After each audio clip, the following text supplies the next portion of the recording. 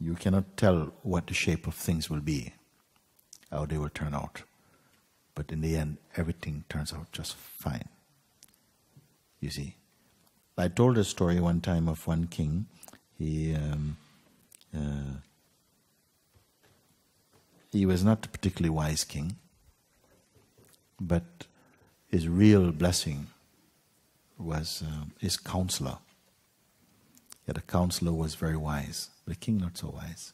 But he was wise enough to know that he has a wise counselor. So everywhere the king goes, the counselor goes with him. Everywhere. And the counselor seemed to always have a very positive outlook on things. Anything happened, sometime the counselor would say, "This is not bad, my lord." And the king would believe like this, and like this. So it so happened that one morning, everywhere the counselor goes, except in the bathroom or something, he would wait outside. And then everywhere the king goes, the counselor is there. So one morning the king was getting out of bed, and he was a plump chap. And he was sliding into his royal slippers on these marble floors. And he slipped on the ground and landed on his elbow. And it smashed open. Like, and he's in such pain. The whole palace could hear him screaming. And like this. Then he shout, first thing, before even queen, he shout, "Counselor!" Quickly the counselor come, "My lord," what? He says, He said, look what's happened. What happened to my arm? See, what happened? Oh, why did this happen? Why did this happen? Like this. The counselor looked. Says, "It is good, my lord." The king was very upset. He says, "How could you say something like that? Look how much it hurts. How can you say, get away from me?" He was very angry. He called guards. The guards come. "Take him away." They took the counselor down step into the dungeon. They put him. And lock it. Poor counselor sits. Counselor sits down and he's there. So the king stays in bed now. He could not go anywhere for a while. It's still hurting. They bandaged his arm, everything. So after 1 week passed, he could not bear sitting there just waiting for this arm to heal. He got up one morning. He was feeling much better. Feels better. And he felt, no, I have to get some fresh air. And he felt like riding. He loved riding. So he called to get the royal horses. One horse saddled up, his favorite horse, white horse, saddled up. And he put on his robes. And they brought him to his horse. And he mounted the horse. And immediately, and he goes, and he's enjoying. Oh, wonderful. Counselor still in jail. So off the king goes, and he goes for a very long way. And this morning he's especially felt like not stopping. And he's galloping. And until he come to the edge of his own kingdom. He came like that. And then now he didn't even realize that. But he's again in a strange land going. And along the way he sees a white deer. And he's captivated. He slows the horse down. He's looking at this deer. He didn't see a tree branch. Okay. And he falls off like that. And then quickly he is captured by a tribe of cannibals. Okay? He's captured, and they capture the king. And then somehow they're taking him back to the village. And he's terrified. He could see that they're cannibals. They're going back.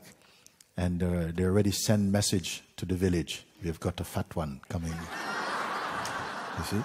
He's coming. And they start to play. And they're dancing. And they're building a big fire. Big fire. Big king. So they put him inside one room for a minute, and there's a big celebration going, you see. And of course, he's totally terrified. You can see he's looking through the wall of the hut, looking out, and you see they're preparing a big skewer. You know? No. So he's terrified.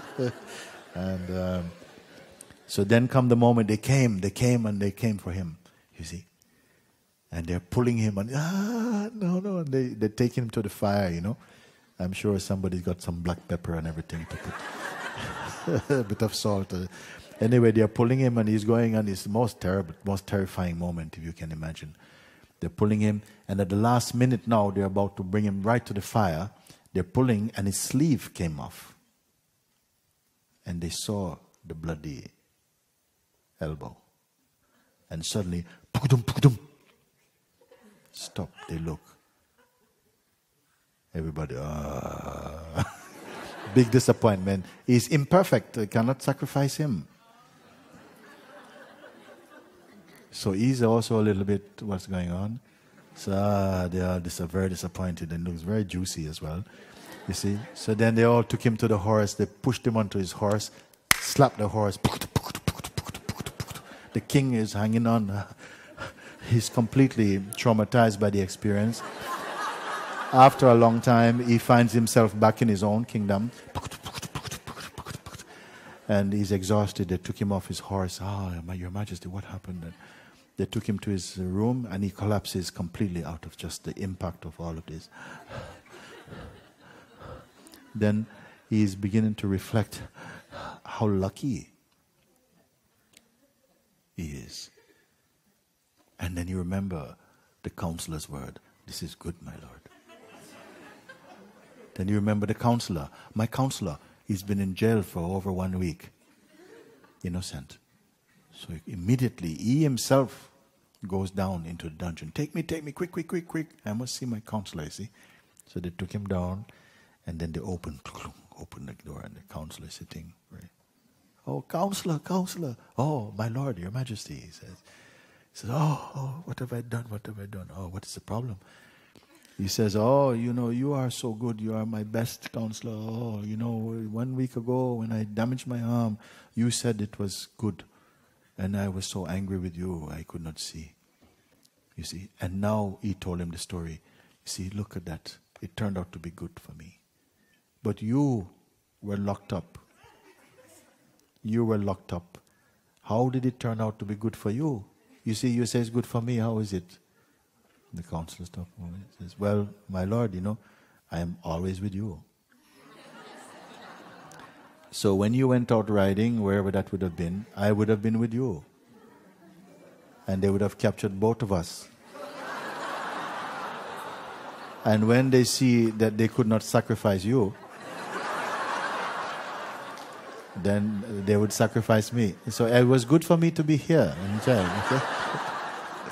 Huh?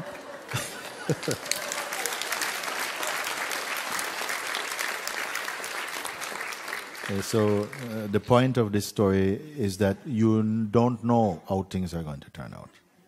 Sometimes we are making premature conclusions. Oh, this is so bad. And says, just keep quiet and don't wait. Trust in life, and you see. The more quiet you are, the more you'll see things as they really are.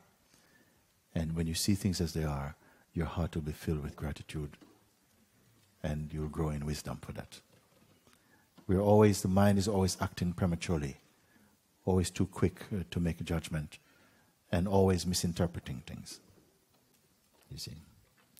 So what may seem sometimes to be life being challenging, if you keep quiet, your mind will open up and work in another way, and you begin to see the beauty